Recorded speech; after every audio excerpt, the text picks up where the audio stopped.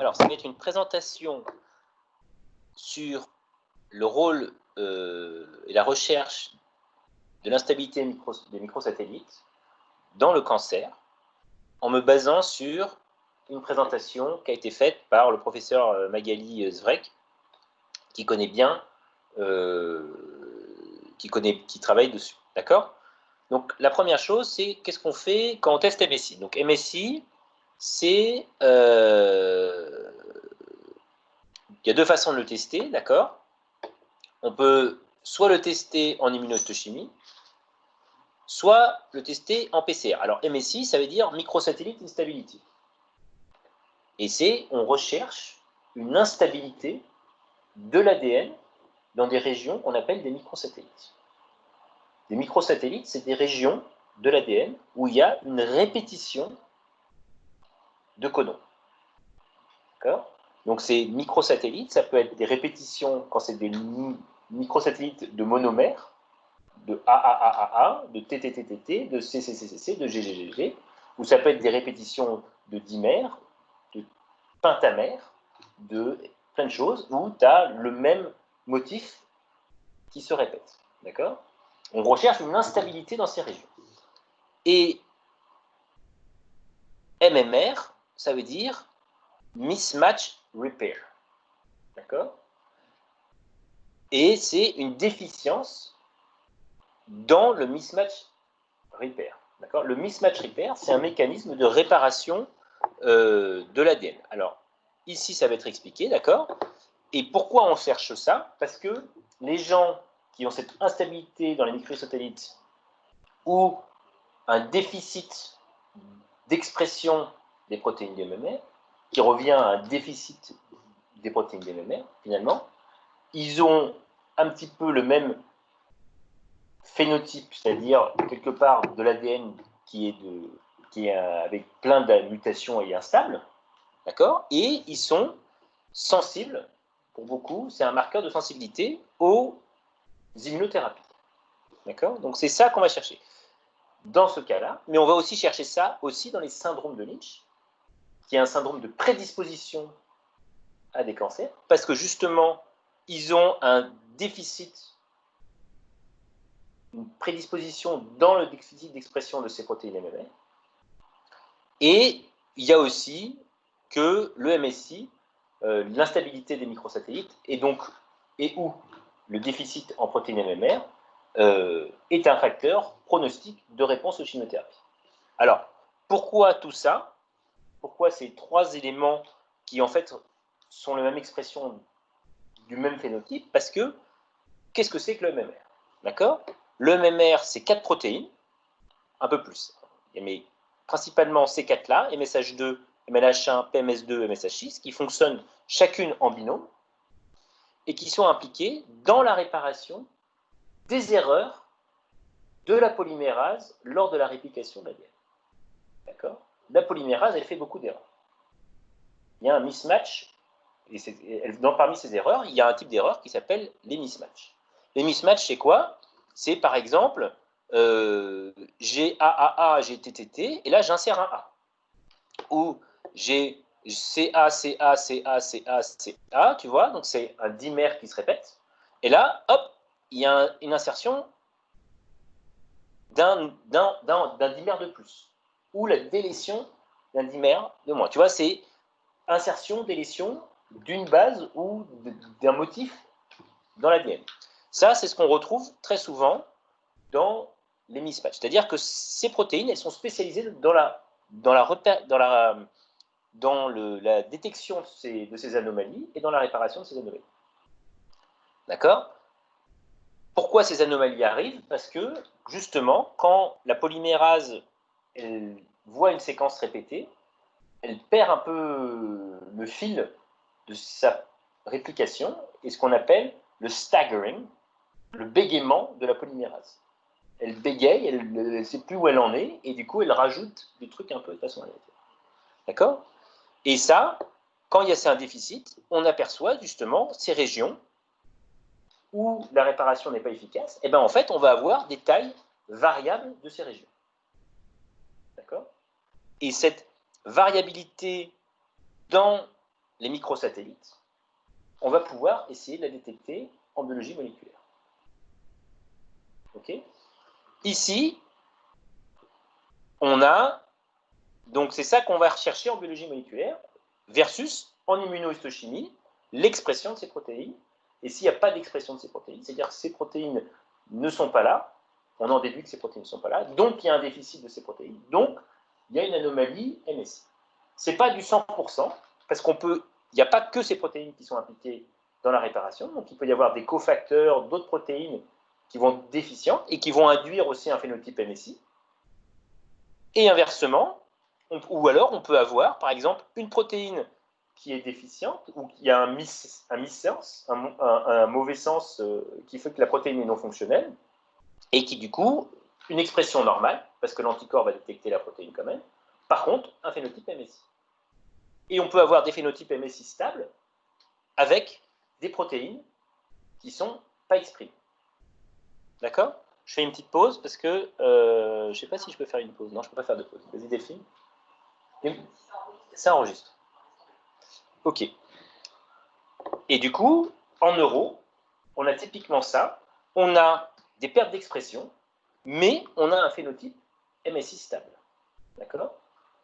Une des raisons pour lesquelles on pense que ce phénotype est stable dans certaines tumeurs et instable dans d'autres tumeurs, malgré l'absence d'expression des protéines, c'est par exemple, en neuro, il y a très peu de réplication, contrairement au digestif, où tu vois, il y a un taux de prolifération cellulaire de base qui est très important, il y a un renouvellement cellulaire très important, donc en fait, il y a beaucoup de mitose, il y a beaucoup de choses comme ça, de base, et du coup, à chaque fois qu'il y a une réplication de l'ADN, il y a des erreurs qui se rajoutent. Alors qu'en neuro, il y a très peu de réplication, il y a très peu de mitose, et finalement, il n'y a pas d'accumulation de ces erreurs.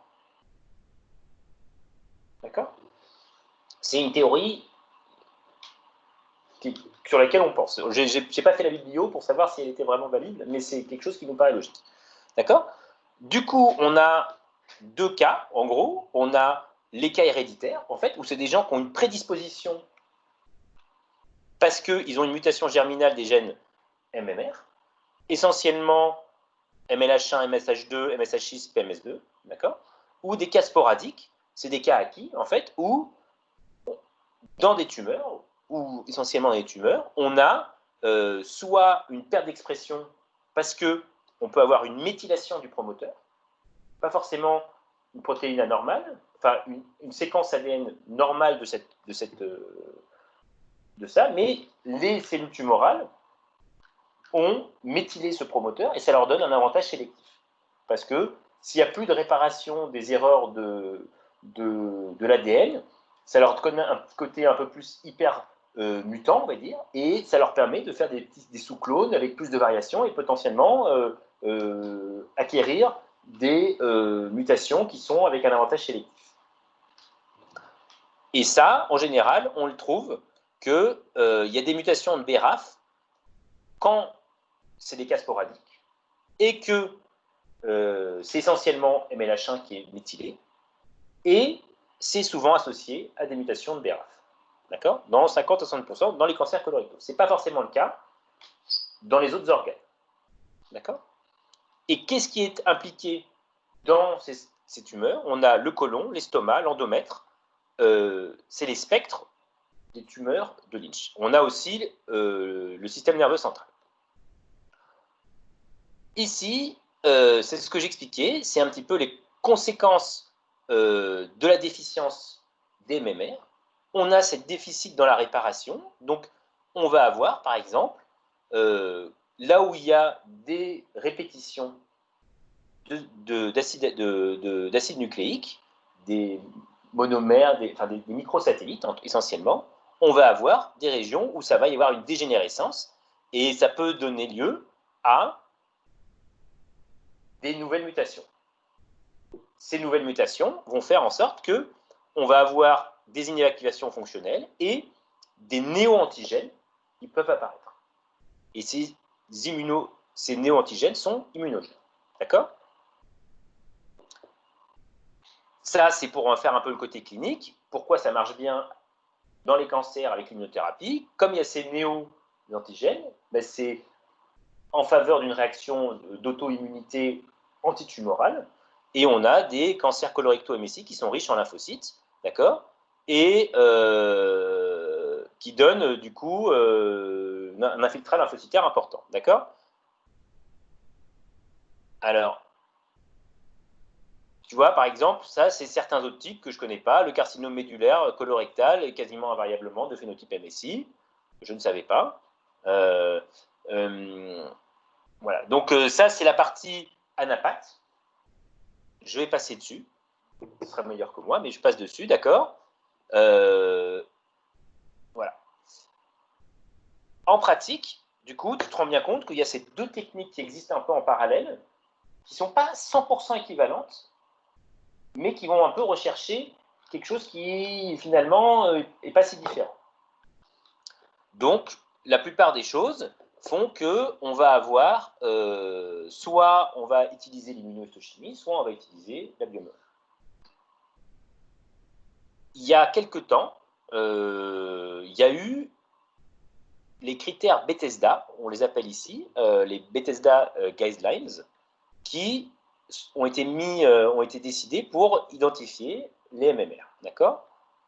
Et à partir de là, c'est des critères un peu cliniques pour à la fois identifier, confirmer un syndrome de Lynch, d'accord, et à la fois, quand on a un cancer aussi sporadique qui se retrouve avec une instabilité, qu'est-ce qu'on fait dans ce cas-là? Parce que ça peut être vraiment 100% sporadique, ou il peut y avoir un syndrome de Lynch sous-jacent. D'accord? Voilà. Les deux techniques pour déterminer le statut MMR, MSI. Donc, l'immunohistochimie, je t'explique rapidement. On a ces binômes de protéines, d'accord, qui fonctionnent ensemble. On va avoir ici, par exemple, une perte de MLH1. Ici, tu vois, on a des tumeurs qui sont déficientes en MLH1. On a un contrôle interne qui fonctionne bien. On a ici une protéine, MSH2, qui est positif.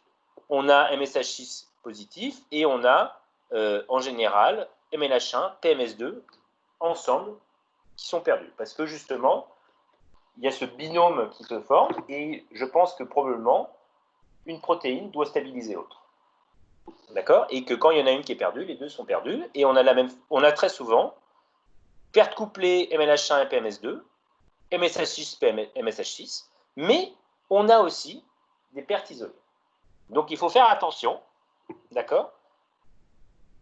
C'est pas toujours forcément les deux qui sont perdus. Si on en a un qui est, on va dire, de qualité, de mauvaise qualité, entre guillemets, il faut aller creuser un peu plus loin.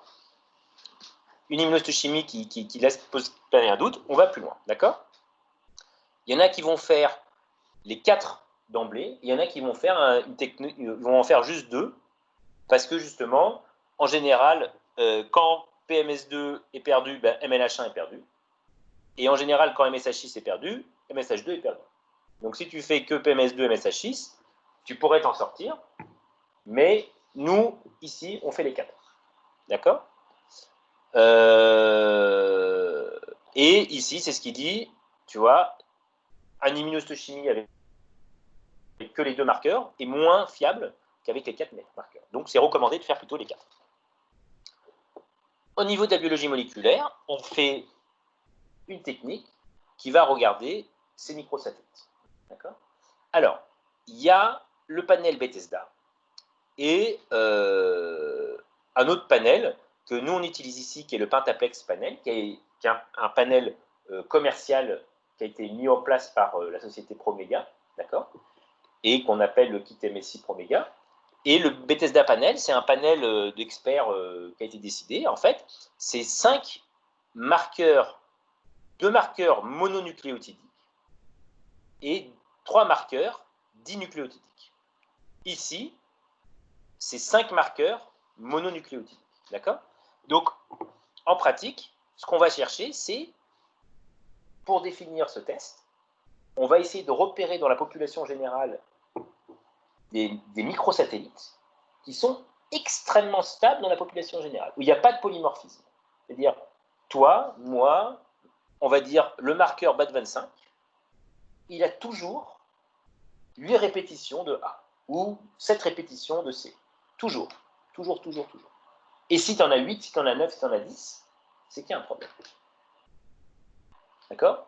Ou si tu as une variabilité de ces répétitions, c'est qu'il y a un problème.